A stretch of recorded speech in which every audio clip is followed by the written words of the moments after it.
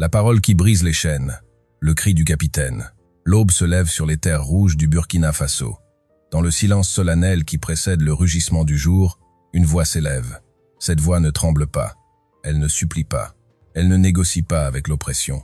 C'est la voix d'un homme qui porte sur ses épaules le poids des espérances d'un continent entier, la voix d'un jeune capitaine dont le nom résonne désormais comme un écho de fierté africaine à travers les savanes et les villes, les villages et les capitales. Ibrahim Traoré. Ce nom n'est pas seulement celui d'un militaire, c'est celui d'un symbole vivant, d'une génération qui refuse de courber les chines, d'une jeunesse africaine qui a décidé que le temps des chaînes était révolu. Quand il prend la parole, ce n'est pas avec l'arrogance des conquérants ni avec la timidité des vaincus. C'est avec la clarté de celui qui a regardé la vérité en face et qui a choisi de la dire, peu importe le prix. Ces mots traversent les frontières, franchissent les océans numériques, pénètrent les consciences endormies, car ce qu'il dit, ce n'est pas seulement son discours. C'est le cri étouffé de millions d'Africains qui ont attendu trop longtemps qu'un des leurs ose défier l'ordre établi, ose rappeler au monde que la dignité africaine n'est pas négociable. Dans chaque syllabe qu'il prononce, on entend l'histoire d'un peuple qui a connu l'humiliation coloniale, qui a subi les dictatures imposées, qui a vu ses ressources pillées sous le regard complice de ceux qui prétendaient être ses alliés. Mais on entend aussi autre chose. On entend la détermination d'une nation qui se redresse, la force d'une jeunesse qui refuse d'hériter de la soumission de ses ancêtres. Le capitaine ne parle pas seulement pour le Burkina Faso. Il parle pour tous ceux qui, de Dakar à Nairobi, de Kinshasa à Addis Abeba, attendent le moment où l'Afrique cessera d'être la terre des opportunités pour autrui et deviendra enfin la terre des réalisations pour ses propres enfants. Comprendre la portée de ces paroles exige de remonter le fil d'une histoire douloureuse et glorieuse à la fois. Le Burkina Faso, ce pays des hommes intègres, porte en lui la mémoire d'une révolution qui a marqué le continent tout entier. Dans les années 80, un autre capitaine, Thomas Sankara, avait déjà osé rêver d'une Afrique libérée, autosuffisante, fière de son identité. Il avait parlé d'émancipation économique, de justice sociale, de panafricanisme authentique. Il avait refusé les dictats des institutions financières internationales, avait lancé des programmes de développement endogènes, avait donné une voix aux paysans, aux femmes, aux jeunes, et pour cela, il avait payé de sa vie. Son assassinat en 1987 avait plongé le Burkina Faso dans une longue nuit. Pendant des décennies, le pays avait été gouverné par ceux qui avaient trahi l'idéal révolutionnaire, qui avaient transformé le rêve sankariste en cauchemar néocolonial. Les ressources naturelles continuaient de quitter le territoire sans enrichir le peuple. Les jeunes continuaient de rêver d'exil plutôt que de construction. L'espoir semblait avoir déserté cette terre, où il avait pourtant brillé avec tant d'intensité. Mais l'histoire africaine nous enseigne une vérité immuable. Les graines plantées par les visionnaires ne meurent jamais totalement. Elles dorment dans le sol, attendant le moment propice pour germer à nouveau. Et quand les conditions sont réunies, quand l'oppression devient insupportable, quand la jeunesse africaine en a assez de voir ses aînés négocier sa dignité contre quelques miettes, alors surgit une nouvelle génération de leaders. Ibrahim Traoré appartient à cette lignée. Il n'est pas venu au pouvoir par les urnes manipulées, ni par l'onction des puissances étrangères. Il est arrivé porté par l'exaspération d'un peuple fatigué de compter ses morts, fatigué de voir son territoire ensanglanté par le terrorisme, fatigué d'attendre un salut qui ne venait jamais. Le contexte sécuritaire du Burkina Faso a joué un rôle déterminant dans l'émergence de ce nouveau leadership. Depuis plusieurs années, le pays faisait face à une insécurité grandissante, à des attaques terroristes de plus en plus audacieuses, à un déplacement massif de populations fuyant la violence. Les réponses apportées par les autorités en place semblaient inadéquates, tributaires de stratégies décidées ailleurs, dépendantes de forces militaires étrangères dont l'efficacité était largement questionnée. Le peuple burkinabé voyait ses soldats tomber, voyait ses villages brûlés, voyait ses enfants orphelins, et se demandait pourquoi la souveraineté nationale semblait être un concept vide de sens. C'est dans ce contexte que le capitaine Ibrahim Traoré et ses camarades ont pris la décision qui allait changer le cours de l'histoire burkinabé. Ce n'était pas un coup d'État pour le pouvoir, c'était un acte de salut national, une prise de responsabilité face à l'urgence. Ils ont compris que pour défendre véritablement le Burkina Faso, il fallait d'abord récupérer la pleine maîtrise de son destin, cesser de dépendre de ceux qui avaient leurs propres agendas géopolitiques, construire une stratégie de défense authentiquement burkinabé, enracinée dans les réalités du terrain, et non dans les bureaux climatisés des capitales occidentales. Si vous ressentez au plus profond de vous cette soif de voir l'Afrique se relever, Si ces mots résonnent avec vos convictions les plus profondes, alors ne restez pas spectateurs silencieux. Rejoignez ce mouvement de conscience éveillée en vous abonnant à cette chaîne, afin que la vérité continue de circuler, que la parole libératrice ne soit jamais étouffée par le bruit de la propagande. L'idéologie portée par Ibrahim Traoré n'est pas une création ex nihilo. Elle puise ses racines dans la pensée panafricaniste, dans l'héritage de Sankara, dans la philosophie de l'autodétermination prônée par les grands leaders africains. Au cœur de sa vision se trouve une conviction simple mais révolutionnaire. Pour un continent habitué à la dépendance, l'Afrique possède tout ce dont elle a besoin pour prospérer. Elle a les ressources naturelles, elle a les terres arables, elle a l'énergie humaine d'une jeunesse démographiquement dominante. Ce qui lui manque, c'est la volonté politique de transformer ce potentiel en réalité. Le capitaine ne se contente pas de dénoncer l'impérialisme et le néocolonialisme. Il propose une alternative concrète. Il appelle à une réorientation complète des priorités nationales. Plutôt que de mendier l'aide internationale qui vient toujours avec des conditions aliénantes, il prône l'exploitation souveraine des ressources nationales au bénéfice exclusif du peuple burkinabé. Plutôt que de compter sur des armées étrangères pour assurer la sécurité, il mobilise les forces vives de la nation, encourage la création de groupes d'autodéfense villageois, redonne aux Burkinabés la responsabilité de protéger leurs propres terres. Sa philosophie repose sur 3 piliers fondamentaux. Le premier est la souveraineté. Un pays qui ne contrôle pas ses ressources, qui ne décide pas de sa politique de défense, qui ne maîtrise pas sa monnaie, n'est pas véritablement indépendant. Il peut avoir un drapeau et un hymne national, mais il reste une colonie déguisée. Ibrahim Traoré refuse cette mascarade. Il veut une indépendance réelle, tangible, qui se traduit dans les faits, et non seulement dans les discours officiels. Le deuxième pilier est la justice sociale. Il a compris que la stabilité d'un pays ne peut se construire sur des inégalités criantes, sur l'enrichissement d'une minorité pendant que la majorité survit à peine. Son projet de société vise à redistribuer les richesses, à donner aux paysans les moyens de produire dignement, à offrir aux jeunes des perspectives d'avenir dans leur propre pays, plutôt que de les pousser vers les embarcations de fortune en direction de l'Europe. Cette vision économique rompt avec les modèles néolibéraux imposés par les institutions de Bretton Woods et propose un développement endogène, centré sur les besoins réels des populations. Le troisième pilier est le panafricanisme. Ibrahim Traoré sait que les défis auxquels fait face le Burkina Faso ne sont pas uniques. Ils sont partagés par la plupart des nations africaines.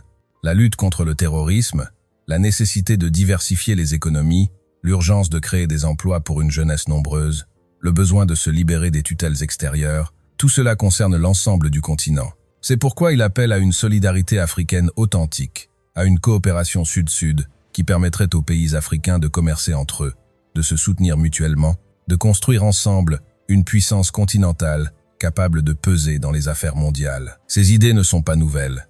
Elles ont été formulées par Nkrumah, par Lumumba, par Sankara, par tous ceux qui ont rêvé d'une Afrique unie et prospère. Mais pendant longtemps, elles ont semblé appartenir au passé, enterrées avec leurs porteurs. Ce que fait Ibrahim Traoré, c'est de les ressusciter, de leur donner une actualité brûlante, de prouver qu'elles ne sont pas des utopies, mais des nécessités vitales pour la survie du continent. Ce qui rend le capitaine particulièrement inspirant, c'est sa capacité à incarner le leadership d'un type nouveau. Il ne correspond pas au moule du dirigeant africain traditionnel, vieillissant, accroché au pouvoir, coupé des réalités de son peuple.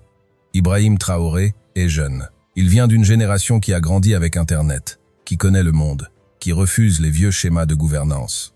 Il parle le langage de la jeunesse africaine, parce qu'il en fait partie. Quand il s'adresse aux Burkinabés, il ne fait pas de longs discours pompeux remplis de jargon politique. Il parle simplement, directement, avec une authenticité qui touche les cœurs. Son style de leadership tranche avec les pratiques habituelles. Il ne vit pas dans un palais isolé du peuple. Il ne se déplace pas en convoi interminable de véhicules de luxe. Il maintient une proximité avec les citoyens ordinaires, visite les zones de combat, s'entretient avec les soldats sur le terrain, écoute les préoccupations des paysans. Cette accessibilité n'est pas une stratégie de communication. C'est l'expression d'une conviction profonde. Un leader doit servir son peuple, et non se servir de lui. La voix du peuple trouve en lui un porte-parole courageux. Quand il dénonce les mécanismes de domination néocoloniale, il dit tout haut ce que des millions d'Africains pensent tout bas. Quand il remet en question la présence militaire étrangère sur le sol burkinabé, il exprime la frustration de ceux qui se demandent pourquoi leur pays, après des années de présence de forces internationales, est moins sûr qu'avant. Quand il appelle à l'exploitation souveraine des ressources naturelles, il fait écho aux aspirations de populations qui voient leurs sols creusés, leurs forêts abattues, leurs minerais exportés, sans que leur vie quotidienne ne s'améliore. Ibrahim Traoré incarne ainsi la fierté africaine retrouvée. Une fierté qui n'est pas basée sur l'arrogance ou le rejet de l'autre, mais sur la conscience de sa propre valeur, sur la conviction que les Africains ont le droit de décider de leur avenir sans demander la permission. Cette fierté est contagieuse. Elle se propage à travers le continent, inspire d'autres jeunes leaders, donne du courage à ceux qui pensaient que la soumission était le seul chemin possible. Si ce message de dignité et de souveraineté touche votre âme, si vous croyez comme des millions d'autres que l'heure de l'Afrique a sonné, alors faites partie de ceux qui amplifient cette voix. Partagez cette vidéo autour de vous. Laissez un commentaire pour témoigner de votre soutien à cette vision panafricaniste. Ensemble, nous sommes la voix que les puissants voudraient faire taire. Mais le chemin vers la souveraineté n'est jamais paisible. Chaque pas vers l'indépendance véritable se heurte à des résistances formidables. Ibrahim Traoré et le Burkina Faso font face à des défis multiples, à des ennemis du progrès qui ne désarment pas.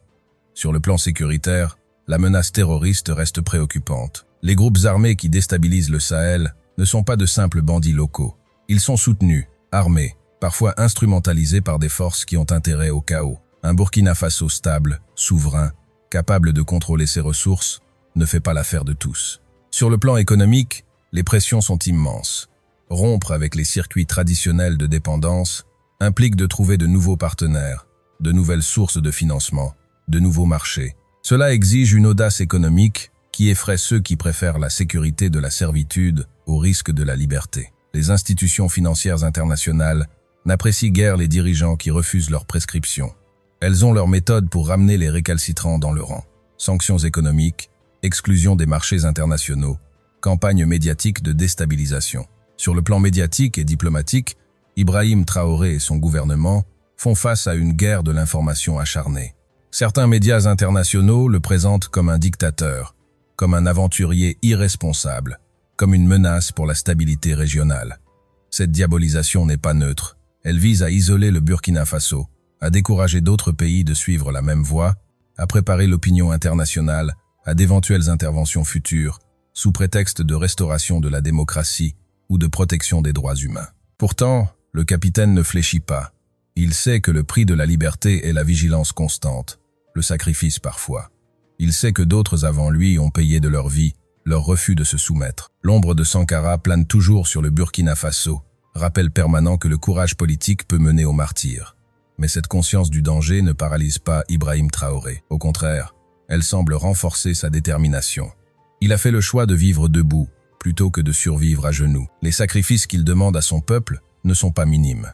Dans un pays déjà pauvre, la rupture avec certains partenaires économiques entraîne des difficultés matérielles. Les produits importés deviennent plus rares, les investissements étrangers se tarissent, les sanctions informelles se multiplient. Mais le capitaine explique inlassablement que ces difficultés temporaires sont le prix à payer pour une prospérité durable et souveraine. Il invite les Burkinabés à faire preuve de patience et de résilience, à comprendre que la construction d'une nation véritablement indépendante ne se fait pas en un jour. Cette résistance face aux pressions extérieures trouve un écho particulier auprès de la jeunesse africaine. De Bamako à Conakry, de Niamey à Ouagadougou, une nouvelle génération de jeunes Africains regarde avec admiration ce capitaine qui ose défier l'ordre établi. Ils voient en lui non pas un homme politique ordinaire, mais un symbole de ce qu'il pourrait devenir si la peur cessait de les paralyser. Ils comprennent que le véritable ennemi du progrès n'est pas le manque de ressources, mais le manque de volonté politique de les exploiter au bénéfice des peuples africains. Les ennemis du progrès ont des visages multiples.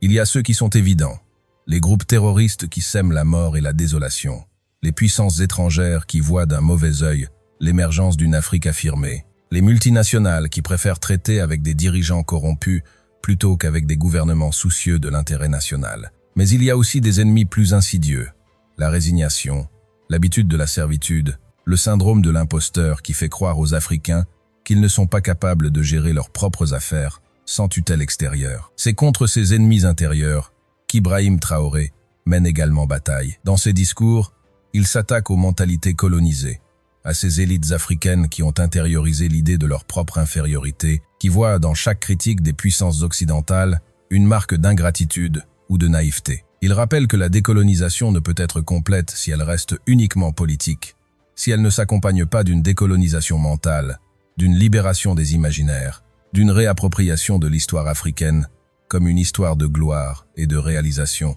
et non seulement de souffrance et de défaite. L'héritage spirituel que laisse Ibrahim Traoré dépasse largement les frontières du Burkina Faso. Il s'inscrit dans une longue tradition de résistance africaine, cette tradition qui remonte aux royaumes précoloniaux qui ont résisté à la conquête, aux esclaves qui se sont révoltés dans les plantations, aux combattants anticoloniaux qui ont arraché l'indépendance au prix de leur sang, aux révolutionnaires qui ont rêvé d'une Afrique nouvelle. Chaque génération a ses héros, ceux qui refusent l'ordre injuste et osent imaginer un monde meilleur. Pour la jeunesse africaine d'aujourd'hui, Ibrahim Traoré est en train de devenir l'un de ces héros. Son courage inspire, sa lucidité éclaire, sa détermination galvanise. Il prouve qu'il est possible de dire non aux puissants, qu'il est possible de choisir la dignité plutôt que le confort, qu'il est possible de gouverner pour le peuple plutôt que pour les intérêts étrangers. Ce message traverse les frontières, circule sur les réseaux sociaux, se discute dans les universités, dans les ghettos urbains, dans les villages reculés. Le message qu'il adresse à la jeunesse africaine est à la fois simple et profond. Il leur dit qu'ils sont les héritiers d'une histoire glorieuse, que leurs ancêtres ont construit des civilisations remarquables bien avant la colonisation, que leur continent regorge de richesses qui peuvent les rendre prospères, s'ils trouvent le courage de les exploiter souverainement. Il leur dit aussi qu'ils ne doivent pas attendre que d'autres viennent les sauver, que le salut de l'Afrique viendra des Africains eux-mêmes, de leur travail, de leur créativité, de leur unité. Cette dimension spirituelle de son message est essentielle. Au-delà des stratégies politiques et économiques, Ibrahim Traoré touche à quelque chose de plus profond. L'âme africaine, cette part d'identité qui a survécu à toutes les tentatives d'effacement, qui s'est transmise de génération en génération malgré les traumatismes de l'esclavage et de la colonisation.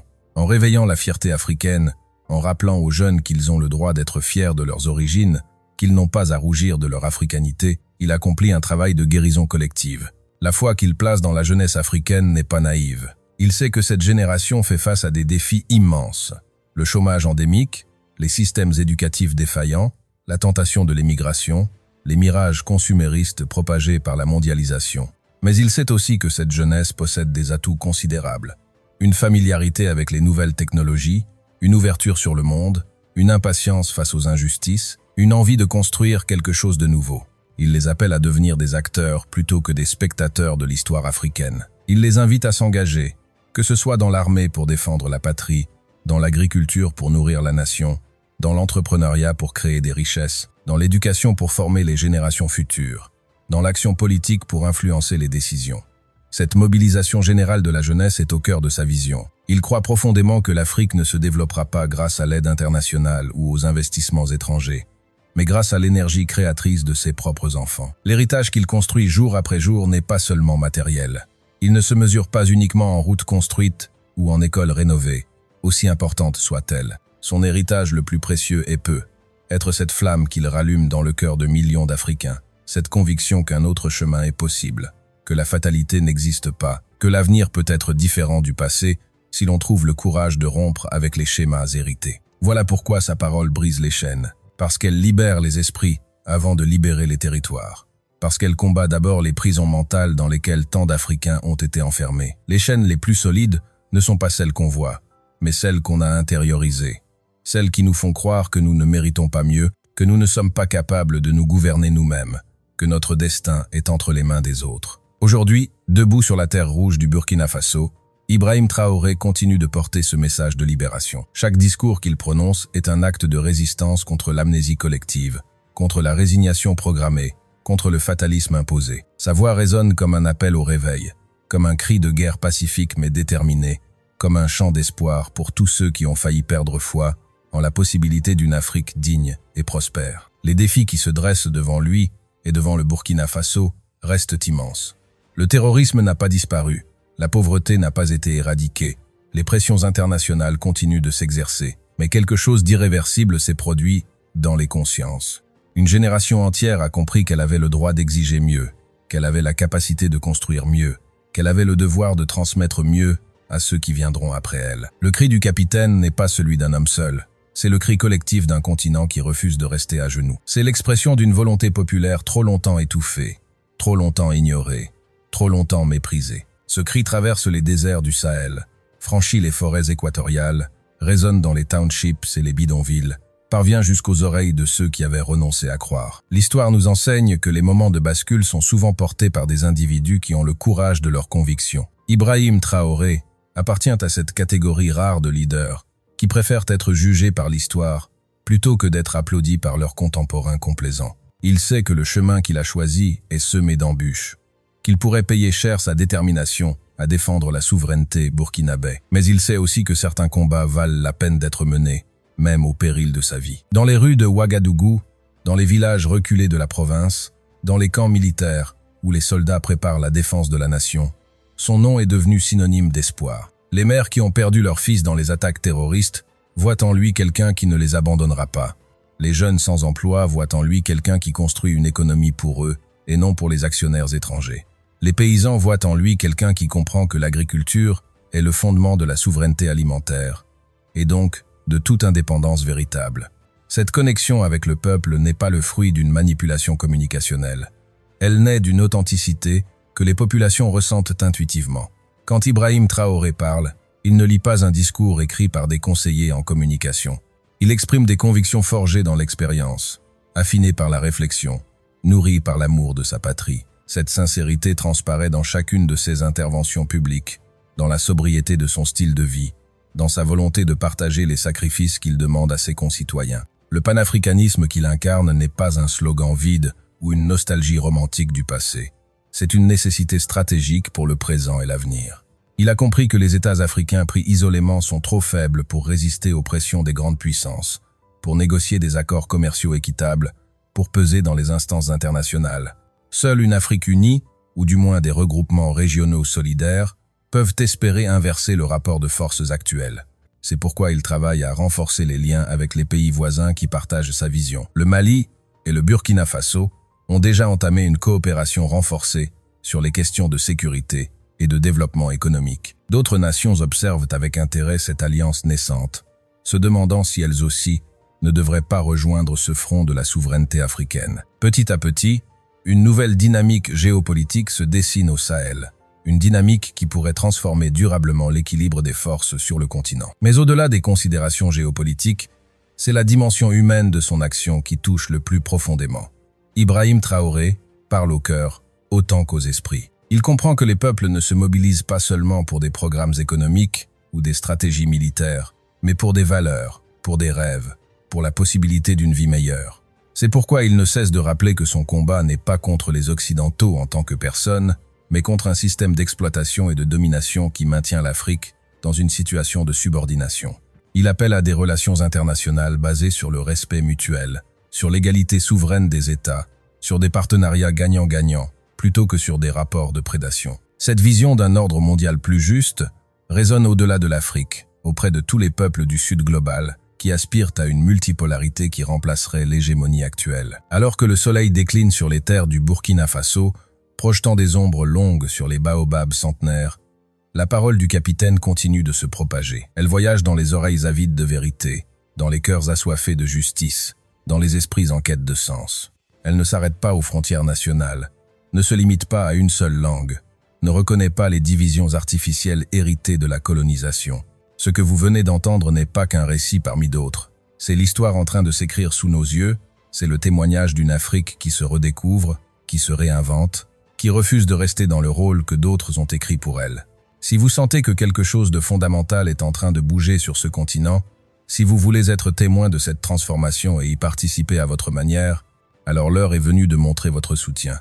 Abonnez-vous à cette chaîne, activez les notifications pour ne manquer aucune étape de ce voyage vers la souveraineté africaine. Ensemble, nous sommes les gardiens de cette mémoire qui se construit. Le cri du capitaine Ibrahim Traoré est un cri d'amour pour l'Afrique, un cri de douleur face aux souffrances endurées, un cri de rage contre les injustices perpétuées, un cri d'espoir pour les générations futures. C'est le cri de celui qui refuse que ses enfants grandissent dans la honte d'être africains, dans la croyance qu'ils sont condamnés à la misère et à la dépendance. C'est le cri de celui qui veut léguer une patrie digne, prospère, respectée. L'histoire africaine est jalonnée de moments où tout semblait perdu, où l'oppression paraissait invincible, où l'avenir semblait bouché. À chaque fois, des hommes et des femmes de courage se sont levés pour dire non, pour refuser la fatalité. pour ouvrir de nouveaux chemins. Ibrahim Traoré s'inscrit dans cette lignée de résistants, de bâtisseurs, de rêveurs pragmatiques qui savent que rien ne change sans volonté, sans sacrifice, sans détermination. Sa jeunesse est à la fois sa force et son défi.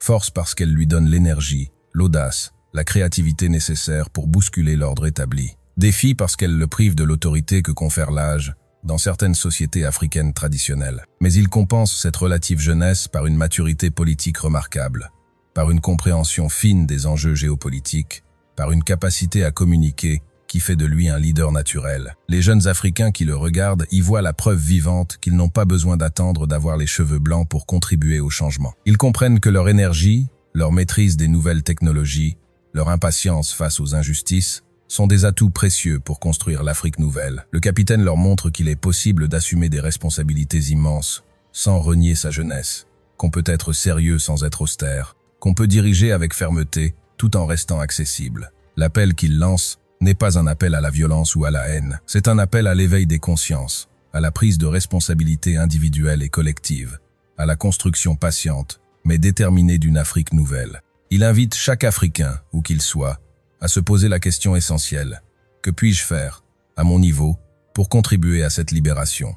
Car la souveraineté d'une nation ne se construit pas seulement dans les palais présidentiels ou les états-majors militaires. Elle se construit dans chaque champ cultivé avec dignité, dans chaque entreprise créée avec audace, dans chaque enfant éduqué avec fierté, dans chaque acte quotidien de résistance contre les mentalités colonisées. Le Burkina Faso, sous la direction d'Ibrahim Traoré, devient ainsi un laboratoire où s'expérimente une nouvelle façon de concevoir la gouvernance africaine. Une gouvernance qui refuse le mimétisme servile des modèles importés, qui s'inspire de la sagesse traditionnelle africaine tout en embrassant la modernité, qui place les intérêts du peuple au centre de toutes les décisions.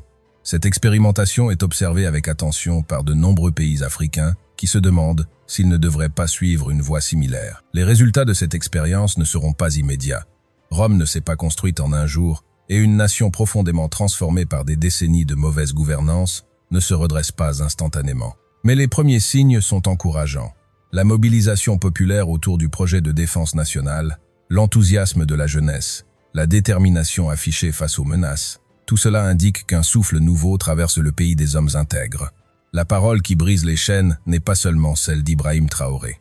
C'est aussi la parole de chaque Burkinabé qui refuse de baisser les bras, de chaque Africain qui ose rêver d'un continent libéré et de chaque être humain épris de justice qui comprend que la dignité d'un peuple n'est pas négociable. Cette parole se multiplie, se démultiplie, crée des échos dans les endroits les plus reculés, inspire des actions dans des contextes divers. Le temps dira si cette révolution des consciences débouchera sur des transformations durables, si le Burkina Faso parviendra à surmonter tous les obstacles dressés sur sa route, si d'autres pays suivront cet exemple.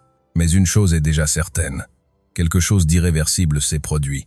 Une génération entière a vu qu'il était possible de dire non aux puissants, qu'il était possible de gouverner différemment, qu'il était possible de rêver d'une Afrique souveraine, sans passer pour un illuminé ou un dangereux idéaliste. L'héritage de Thomas Sankara, si longtemps étouffé, revit à travers les actes et les paroles d'Ibrahim Traoré. Les idées que beaucoup croyaient enterrées avec le père de la révolution burkinabé se révèlent être des graines qui ont germé dans l'ombre, attendant le moment propice pour éclater à la lumière. Cette continuité historique n'est pas le fruit du hasard. Elle témoigne de la permanence de certaines aspirations fondamentales, la liberté, la dignité, la justice sociale, le contrôle de son propre destin. Aujourd'hui, alors que vous achevez de recevoir ce message, une question se pose à vous. Serez-vous parmi ceux qui restent spectateurs passifs de cette histoire en train de s'écrire, ou parmi ceux qui y participent activement, même modestement? Chaque partage de vidéo, chaque commentaire de soutien, chaque effort pour comprendre et faire comprendre les véritables enjeux contribue à cette bataille, des idées qui précèdent et accompagnent toutes les transformations sociales. Le cri du capitaine résonne encore dans l'air chaud du soir burkinabé. Il porte en lui toutes les souffrances accumulées depuis des siècles, tous les espoirs déçus, toutes les promesses trahies. Mais il porte aussi quelque chose de plus précieux, la conviction inébranlable qu'un autre monde est possible, que l'Afrique peut se tenir debout, que la jeunesse africaine n'a pas à rougir de son identité, ni à fuir sa terre natale pour trouver une vie digne. Cette conviction n'est pas une illusion, elle repose sur des faits tangibles, les immenses ressources naturelles du continent, le dynamisme démographique qui fait de l'Afrique le continent de l'avenir, les talents innombrables de sa jeunesse, la richesse de ses cultures. Ce qui a manqué jusqu'à présent, ce n'est pas le potentiel, mais la volonté politique de le transformer en réalité, la capacité à résister aux pressions extérieures, le courage de prendre des décisions impopulaires auprès des élites prédatrices, mais nécessaires pour le peuple. Ibrahim Traoré, dans sa simplicité apparente, dans sa jeunesse assumée, dans sa détermination tranquille, incarne cette volonté nouvelle. Il prouve qu'on peut gouverner sans trahir ses principes, qu'on peut résister sans être écrasé, qu'on peut rêver sans perdre pied avec la réalité. Son exemple inspire déjà au-delà des frontières du Burkina Faso, touchant des millions de jeunes Africains qui attendaient un signe, qui cherchaient un modèle, qui avaient besoin de croire que tout n'était pas perdu. Voilà pourquoi sa parole brise les chaînes. Parce qu'elle restaure la confiance en soi, cette confiance si méthodiquement détruite par des siècles de domination et d'humiliation. Parce qu'elle rappelle que l'histoire n'est pas écrite d'avance, que les peuples ont leur mot à dire, que la justice finit toujours par triompher quand des hommes et des femmes de courage acceptent d'en payer le prix. Le chemin sera long, difficile, semé d'embûches. Il y aura des échecs, des reculs, des moments de découragement. Les forces qui bénéficient du système actuel ne se laisseront pas déposséder sans combattre. Elles utiliseront tous les moyens à leur disposition. La corruption, la division, la propagande, la menace, peut être même la violence. Mais face à elles se dresse désormais une génération qui a décidé que le temps de la soumission était révolu. C'est cette génération que le capitaine Ibrahim Traoré incarne et galvanise. C'est à elle qu'il s'adresse quand il appelle à la mobilisation générale pour la défense et le développement du Burkina Faso. C'est pour elle qu'il prend tous ses risques, qu'il défie les puissants, qu'il refuse les compromissions faciles. Son combat n'est pas personnel. Il est collectif, historique, existentiel. L'Afrique est à la croisée des chemins. Elle peut continuer sur la voie de la dépendance et de la soumission, accepter d'être éternellement le réservoir de matières premières pour les économies développées, le terrain de jeu des rivalités géopolitiques, la terre d'accueil des déchets toxiques et des expérimentations hasardeuses, où elle peut choisir la voie de la souveraineté et de la dignité, celle que trace le Burkina Faso d'Ibrahim Traoré, celle qu'ont tenté avant lui Sankara, Lumumba, Nkrumah et tant d'autres martyrs de la cause africaine. Le choix appartient ultimement aux peuples africains eux-mêmes. Les dirigeants passent, les systèmes évoluent, mais ce sont les populations qui, par leur soutien ou leur résignation, déterminent quelle direction prendra leur continent. C'est pourquoi l'éveil des consciences est si crucial. Car un peuple conscient de sa force, fier de son identité, lucide sur ses intérêts véritables, devient impossible à manipuler, impossible à diviser, impossible à soumettre. Le cri du capitaine est un cri de ralliement pour tous ceux qui partagent cette vision d'une Afrique libre et prospère. Il traverse les océans, parvient jusqu'aux communautés africaines de la diaspora qui, souvent, ont quitté le continent avec le cœur brisé, mais qui gardent un amour indéfectible pour leur terre d'origine. Beaucoup d'entre eux suivent avec passion ce qui se passe au Burkina Faso, y voyant peu être les prémices d'un changement qui rendrait possible un retour dans la dignité. Cette dimension de la diaspora est essentielle. Les millions d'Africains dispersés à travers le monde représentent un potentiel immense en termes de compétences, de ressources, de réseaux. Si ce potentiel pouvait être mobilisé au service du développement africain, les résultats seraient spectaculaires. Ibrahim Traoré le sait et tend la main à cette diaspora, l'invitant non pas à envoyer simplement de l'argent, mais à s'engager dans des projets de développement, à transférer des technologies et des savoir-faire, à croire qu'un retour créateur de valeur est possible. La parole qui brise les chaînes est donc aussi une parole qui réunit, qui rassemble les énergies dispersées, qui crée des ponts entre les générations et entre les territoires. Elle construit une communauté de destin, unie non par la géographie ou l'ethnie, mais par une vision commune de ce que l'Afrique peut et doit devenir. Dans les années à venir, l'histoire jugera. Elle dira si Ibrahim Traoré aura réussi à transformer le Burkina Faso, si son exemple aura inspiré un mouvement continental de libération véritable, si cette fenêtre d'opportunité qui s'est ouverte aura été saisie ou laissée se refermer. Mais quelle que soit l'issue, une chose demeurera. Le souvenir d'un jeune capitaine qui a osé défier les géants, qui a préféré la dignité à la sécurité, qui a rappelé à l'Afrique entière que la fierté n'est pas un luxe, mais une nécessité vitale. Son message résonnera longtemps après lui, continuera d'inspirer de futures générations, servira de référence à ceux qui, demain, entreprendront à leur tour de briser les chaînes qui entravent encore le continent. Car telle est la nature des grandes paroles, elles ne meurent jamais vraiment. Elles se transmettent, s'enrichissent, se réinventent à chaque époque, porté par de nouveaux acteurs mais animés du même esprit. Le soleil s'est couché sur le Burkina Faso. Les étoiles commencent à scintiller dans le ciel africain, ce même ciel sous lequel ont vécu et lutté tant de générations avant nous. Quelque part dans ce pays, Ibrahim Traoré continue son travail, conscient de l'immensité de la tâche, conscient aussi de l'importance historique de ce moment. Il sait qu'il ne s'agit pas simplement de gouverner un pays, mais de contribuer à écrire un nouveau chapitre de l'histoire africaine. Et vous, qui avez pris le temps d'écouter ce message jusqu'au bout, vous faites désormais partie de cette histoire. Vous êtes devenus les témoins de cette parole qui brise les chaînes, les porteurs potentiels de cette vision d'une Afrique debout.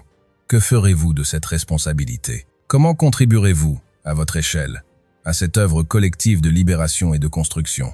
L'avenir le dira, mais sachez que chaque geste compte. Chaque voix qui s'ajoute au cœur de la dignité africaine renforce la mélodie de l'espoir. Le cri du capitaine continue de résonner, porté par le vent du changement qui souffle sur le Sahel et au-delà. Puisse-t-il atteindre toutes les oreilles qui ont besoin de l'entendre, tous les cœurs qui attendent d'être réveillés, tous les esprits qui cherchent une raison de croire encore. La parole qui brise les chaînes est lancée.